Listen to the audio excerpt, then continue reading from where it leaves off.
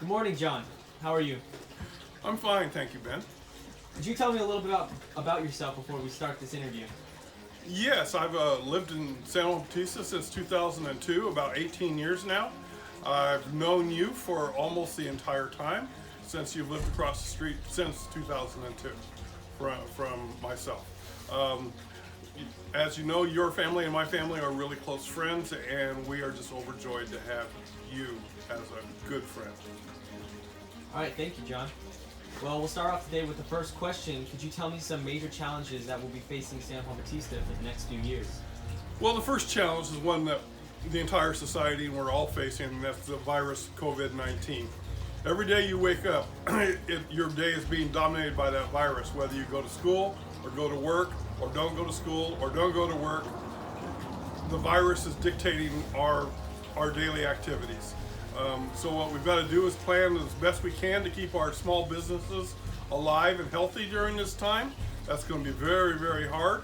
And we've also got a plan to keep our residents safe. All right, thank you. Could you tell me some of the things you've accomplished for our town during the past 4 years? Yes, so the most important thing I've accomplished is I've got the water study going. I've asked for that from the very first day I was elected 3.5 years ago.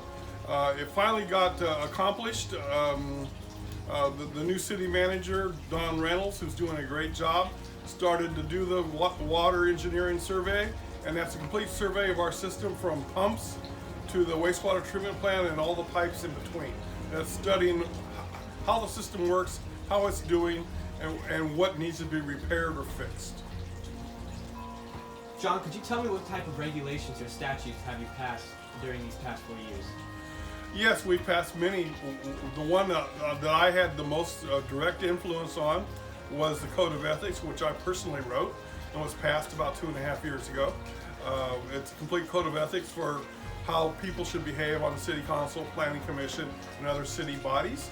The next thing I'm really proud of is we passed an outdoor anti-smoking ordinance for people who are eating in our restaurants.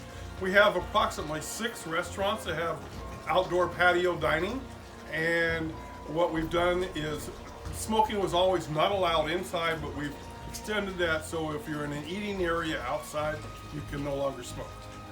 Thank you. So what else would you like to accomplish during the next 4 years if you were to be elected? The thing I really want to accomplish is to finish the water system and finish the improvements in the water system. As you may know, the state water board is on our is fining us daily because of discharge violations from the wastewater treatment plant.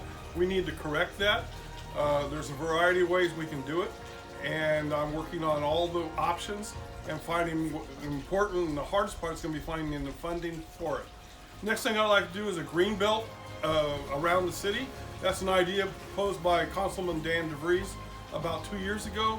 I fully support it, and it'll keep San Juan historic and quaint.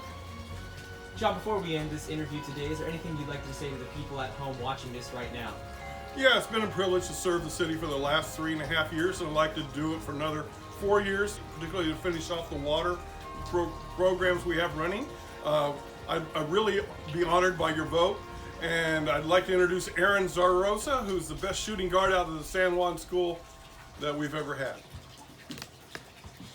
Thank you.